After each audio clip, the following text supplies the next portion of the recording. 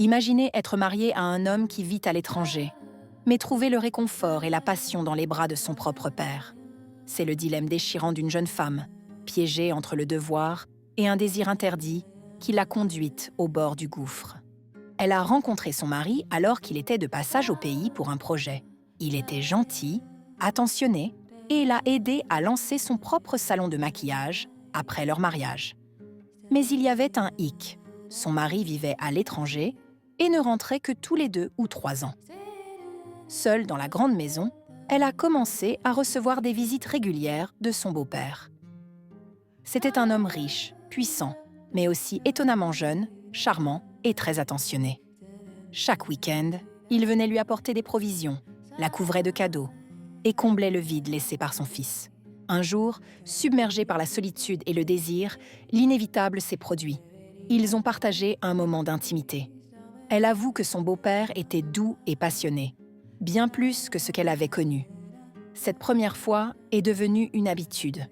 Chaque week-end, ils se retrouvaient, vivant une liaison secrète et torride. Puis, elle est tombée enceinte. Paniquée, elle n'a rien dit et a mis fin à la grossesse en secret. Mais l'aventure a repris, plus intense encore. Une deuxième grossesse est arrivée, suivie d'une deuxième interruption, cette fois plus compliquée, la laissant affaiblie. Peu après, son mari est rentré pour 3 mois.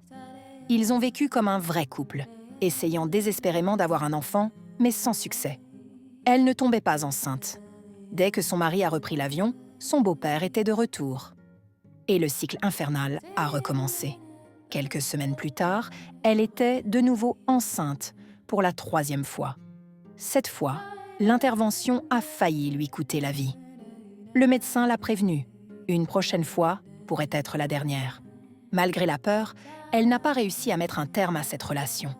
L'argent, l'attention, les mots doux de cet homme la retenaient prisonnière. Et aujourd'hui, le pire est arrivé. Elle est enceinte pour la 4e fois de son beau-père. Son mari a annoncé son retour imminent dans 3 mois, impatient de fonder une famille. Elle est piégée. Le médecin a été clair. Une nouvelle interruption de grossesse est un risque mortel. Mais comment pourrait-elle garder cet enfant? Comment affronter son mari et lui avouer que le bébé qu'elle porte est celui de son propre père? Cette femme est au bord du précipice, écrasée par la culpabilité et la terreur. Que doit-elle faire? Avouer la vérité et détruire sa famille, au risque de tout perdre? Tenter l'irréparable et risquer sa propre vie? Ou garder le silence et élever l'enfant de son beau-père comme celui de son mari?